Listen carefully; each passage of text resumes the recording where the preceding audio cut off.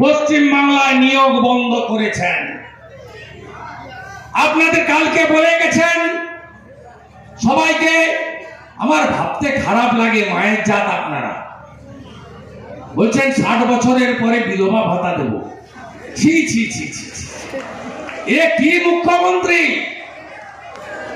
ভাবা যায় ইনি মহিলা মুখ্যমন্ত্রী। বলছে 60 বছরের পরে সবাইকে বিধবা ভাতা দেব। কোন রাজ্যে আছেন আপনি? এই মুখ্যমন্ত্রীর গুণের শেষ নেই। কখনো বলে 1500 কেজি ওজনের বাচ্চা জন্মগ্রহণ করে, 1500 কেজি। যেমন কাঞ্চন মল্লিকের বাচ্চা জন্মগ্রহণ করেছে, 6 লক্ষ টাকার বিল জমা দিয়েছে বিধানসভায়। কখনো বলে আইএস, কখনো বলে 47-এ নোয়াখালী দাঙ্গার সময় রবীন্দ্রনাথ ঠাকুর নাকি গান্ধীজিকে ফলের রস খাইয়েছিলেন। আরে আমি তো জানি রবীন্দ্রনাথ ঠাকুর 41-এ মারা গেছেন। কালকে এসে আপনাদের এখানে বলেছে 7-এর পরে সবাইকে বিধবা ভাতা দেব। আর এই যে 2,48,000 আপনাদের এই যে ভাতা, বার্ধক্য, বিধবা, দিব্যাঙ্গ ভাতা, এ ভারত সরকারের NSAP, national social assistant program কে চালু করেছিল? অটল বিহারী বাজপেয়ী জি। তখন ছিল 400 টাকা, 300 দিত দিল্লি, 100 দিত রাজ্য। এখন হয়েছে 1000, 200 দেয় রাজ্য, 800 দেয় মোদিজি ভারত সরকার।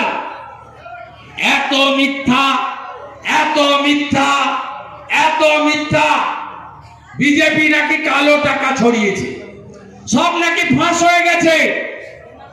ভোটের সময় আইপ্যাকের কটা চোরকে দিয়ে পুলিশের সাহায্যে সন্দেশখালীর দ্বীপে থাকা সহজ সরল সাদা সিধা মানুষগুলোকে ঠকিয়ে স্ট্রিং অপারেশন করে মিথ্যা ফেক ভিডিও বাজারে ছেড়েছিল রেখা পাত্রকে হারানোর জন্য, বিজেপিকে হারানোর জন্য।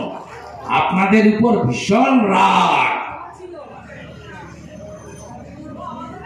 সন্দেশখালীতে সন্দেশ হাব হবে এ জানে মুখ্যমন্ত্রী। তাহলে জেলিয়াখালীতে কি হবে? জেলে হাব। ওপারে গোসাবা, তাহলে ও গোসাপের হাব হবে, গোসাপের হাব। বলছে সন্দেশখালী, সন্দেশ। আর ডিএম গুলো বলিহারি, শরৎ দ্বিবেদী। হ্যাঁ ম্যাডাম, হ্যাঁ ম্যাডাম, হ্যাঁ ম্যাডাম, এখানে সন্দেশ পাওয়া যায়। হ্যাঁ ম্যাডাম, সন্দেশের দোকান হবে। হ্যাঁ ম্যাডাম, সন্দেশের দোকান করবো। হ্যাঁ ম্যাডাম। আরে এক উন্মাদ হেলিকপ্টার নিয়ে কাল এখানে এসে তার গায়ের ঝাল ঝেড়েছে। অতীত ভুলেছেন আপনারা? অতীত ভুলেছেন? ক্ষমা করবেন না তো? বিধানসভায় 7,000, লোকসভায় 7,000, বিধানসভায় 27,000 লিড চাই। এটা তো জিতবো। হিন্দু প্রধান, তফসিলি প্রধান হিঙ্গলগঞ্জ জিতবো। বসিরহাট উত্তর পারবো না মুসলিম, বসিরহাট দক্ষিণ নেব হিন্দু বেশি। হিন্দু যেখানে বেশি সে সিট মমতাকে দেব না, দেব না।